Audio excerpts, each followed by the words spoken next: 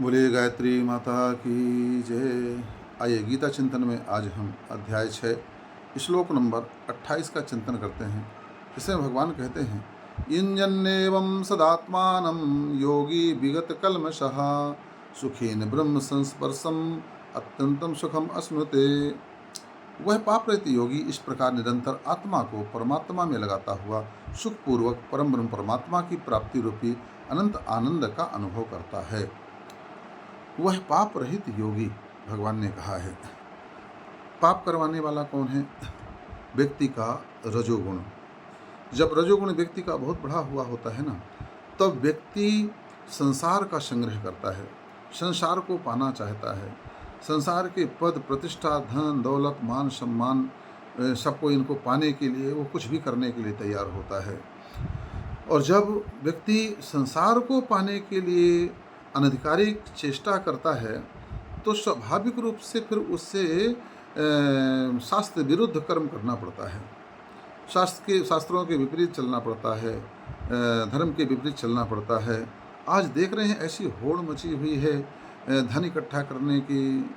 लोग बाग अपनी पूरी मर्यादा को भूल करके, नीति अनीति को भूल करके और केवल रुपया पैसा इकट्ठा करने में लगे हुए हैं, पागलों की तरह। उन्हें यह भी समझ में नहीं आता कि इतना रुपया पैसा का हम करेंगे भी क्या।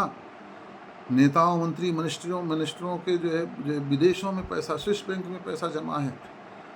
जब यहाँ उन्हें लगता है कि यहाँ जो है सुरक्षित नहीं है, पैसा इतना ज़्यादा यहाँ उनका ऑलरेडी है, तो अब क्या करें, तो देश को जो है लूट करके विदेशों में जा कर के पैसा जमा किए हुए हैं। उन्हें यह भी नहीं कभी चिंतन में आता है कि जीवन का कोई ठिकाना नहीं, आप ही मर जाएं तो क्या होगा, वो पैसा का क्या होगा। ध्यान रखो, विवेक को जागृत रखो।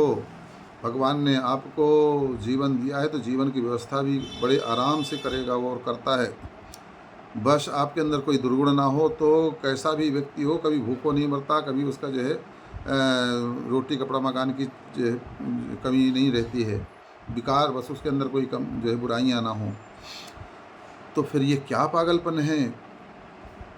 जब हम पाप कर्म करते हैं, पाप कर्म करके जो है धन इकट्ठा करने के लिए, पद पाने के लिए, मान प्रतिष्ठा पाने के लिए गलत तरीका इस्तेमाल करते हैं, तो वह पाप की श्रेणी में आ जाता है। और वह पाप फिर आपको अध्यात्म की तरफ नहीं जाने देता, अध्यात्म में मन आपका नहीं लगेगा, बल्कि उसका उल्टा सोचता है। जैसे कि जितने भी ऐसे पढ़े लिखे और धन कुबेर लोग हैं जिनके अंदर रजोगुण की ज़्यादा है, वो जब ऐसे कार्यक्रमों को देखते हैं तो उसकी बुराइयां करते हैं। अरे धंधा, क्योंकि उनको धंधा बना लिया है लोगों ने, क्योंकि उन्हें वो खुद धंधा कर रहे हैं तो उन्हें सब धंधा ही धंधा दिखता है। इस संसार में जाकी रही भावना, जैसी प्रभु मूरत देखी तैसी। संसार में धंधा वाले को धंधा ही सब कुछ दिखाई देता है, भगवान वाले को सब भगवान ही भगवान दिखाई देता है, चोरों को चोर ही दिखाई देता है। तो अपनी तो ऐसे लोग पढ़े लिखे होते हैं और जब ऐसी बात करते हैं तो जो अनपढ़ होते हैं, जो छोटे लोग होते हैं, तो उनका अनुसरण करते हैं। देखो वो इतना बड़ा आदमी है, इतना पढ़ा लिखा है, भला वो ऐसा बोल रहा था, तो उसी का अनुसरण दूसरा समाज के दूसरे तबके के लोग भी करते हैं। तो भगवान का कथन यही है कि युञ्जन एवं सदात्मानं योगी विगत कल्मषः। वह पाप रहित योगी इस प्रकार निरंतर आत्मा को परमात्मा में लगाता हुआ सुखपूर्वक परम ब्रह्म को जो है प्राप्ति रूपी अनंत आनंद का अनुभव करता है।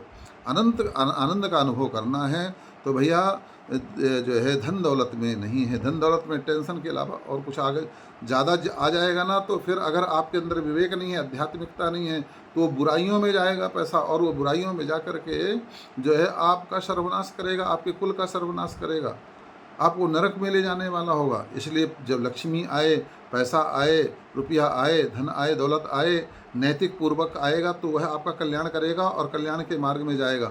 मगर जब अनैतिक रूप से रुपया पैसा आता है तो अनीति के मार्ग में जाता है, अधर्म के मार्ग पर जाता है, और वह आपका सबसे बड़ा शत्रु हो जाता है। वह आपका सब कुछ जो है सर्वनाश करने वाला होता है, वह दुख देने वाला होता है, वह टेंशन देने वाला होता है, वह नरक में ले जाने वाला होता है। तो जब व्यक्ति जो शतोगुण को बढ़ा करके फिर कार्य करता है, तभी उसके जीवन में खुशियाँ आती हैं, आनंद आती हैं। यह बात तो नोट कर लेना कि नानक दुखिया सब संसार, सोई सुख या जे राम आधार। बोले गायत्री माता के